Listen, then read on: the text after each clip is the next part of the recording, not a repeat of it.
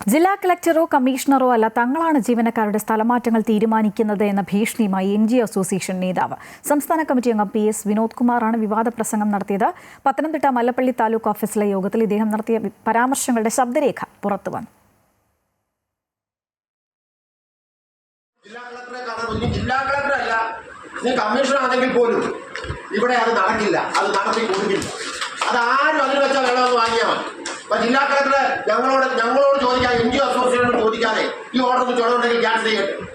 ജില്ലാ കളക്ടറെ ഇവിടുത്തെ 4 പേര് എന്ന് അവിടെ ഭീഷണിപ്പെടുത്തിയാലോ, ഇവിടുത്തെ ജില്ലാ സെക്രട്ടറി ഭീഷണിപ്പെടുത്തിയാലോ, അവിടെ മൊത്തം പേര് ഒന്ന് കളക്ടറെ പറഞ്ഞു വെച്ചാലോ ചോണയുണ്ടെങ്കിൽ ഈ ഓർഡർ ഒന്ന് ക്യാൻസൽ ചെയ്യില്ല. ജോയിന്റ് കൗൺസിൽ അല്ല ഇവിടെ ഭരിക്കുന്നത്. അങ്ങനെ ഏതെങ്കിലും ഒരു ജോയിന്റ് കൗൺസിൽ മെമ്പർഷിപ്പ് എടുത്ത് അങ്ങനെ ഒരു ധാരണ ഉണ്ടെങ്കിൽ ആ ധാരണയൊന്ന് മാറ്റിയേക്കണം. ഇവിടെ ജോയിന്റ് കൗൺസിൽ അല്ല ഭരിക്കുന്നത്. ഇവിടെ റവന്യൂ വകുപ്പ് ഇപ്പോൾ ഭരിക്കുന്നത് ഇന്ത്യൻ നാഷണൽ കോൺഗ്രസ് എന്ന് പറയുന്ന പാർട്ടിയാണ്. അതിന്റെ സംഘടനയായ NGO അസോസിയേഷൻ അവര് തീരുമാനമെടുക്കും ആരെയൊക്കെ എന്തെല്ലാം കാര്യങ്ങൾ ചെയ്യണം.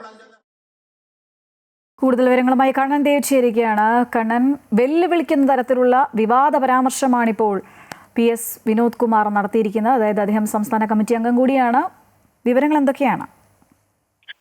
പത്തനംതിട്ട മല്ലപ്പള്ളി താലൂക്ക് ഓഫീസിൽ നടത്തിയ ഒരു യോഗത്തിലാണ്, NGO അസോസിയേഷന്റെ ഒരു യോഗത്തിലാണ് ഇത്തരത്തിൽ NGO അസോസിയേഷന്റെ സംസ്ഥാന കമ്മിറ്റി അംഗമായ PS വിനോദ് കുമാർ ഇത്തരത്തിലൊരു വിവാദ പ്രസംഗം തന്നെ നടത്തിയിരിക്കുന്നത്. ഒരു ഭീഷണി സ്വരത്തിൽ തന്നെയാണ് അദ്ദേഹം ഇക്കാര്യങ്ങളൊക്കെ പറഞ്ഞത്.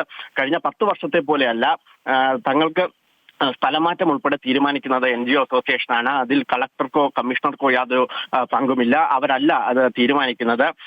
ഈ മറ്റ് സർവീസ് സംഘടനകളിലുള്ളവർക്ക് ഇത്തരത്തിൽ സ്വന്തം സ്ഥലത്ത് അവർ ആഗ്രഹിക്കുന്ന സ്ഥലത്ത് നിൽക്കണമെങ്കിൽ NGO അസോസിയേഷനിൽ ചേരുക എന്നതാണ് വേണ്ടത് എന്നാണ് അദ്ദേഹം പറയുന്നത്. ഈ ഉദ്യോഗസ്ഥരുടെയും മറ്റ് സംഘടനാ അംഗങ്ങളുടെയും ഒക്കെ ഒരു പ്രതിഷേധത്തിന് ഇത് വഴിവെച്ചിട്ടുണ്ട്. പ്രത്യേകിച്ച് ഈ UDF സർക്കാർ വന്നതിന് ശേഷം ഇത്തരത്തിൽ പ്രതികാര നടപടി എന്നതുപോലെ മറ്റ് സ്ഥലങ്ങളിലേക്ക് മറ്റ് അസോസിയേഷനുകളിലുള്ള ആളുകളെ സ്ഥലം മാറ്റുന്നത് ഒരു വിവാദമായി വന്നിരുന്നു. അത്തരത്തിലുള്ള പ്രശ്നങ്ങൾ നിലനിൽക്കുമ്പോഴാണ് ഇത്തരത്തിൽ NGO അസോസിയേഷന്റെ ഒരു സംസ്ഥാന നേതാവ് തന്നെ ഇത്തരത്തിലൊരു പരാമർശം നടത്തുന്നത്, ഇത്തരത്തിലൊരു ഭീഷണി സ്വരത്തിൽ ഒരു പ്രസംഗം നടത്തുന്നത്.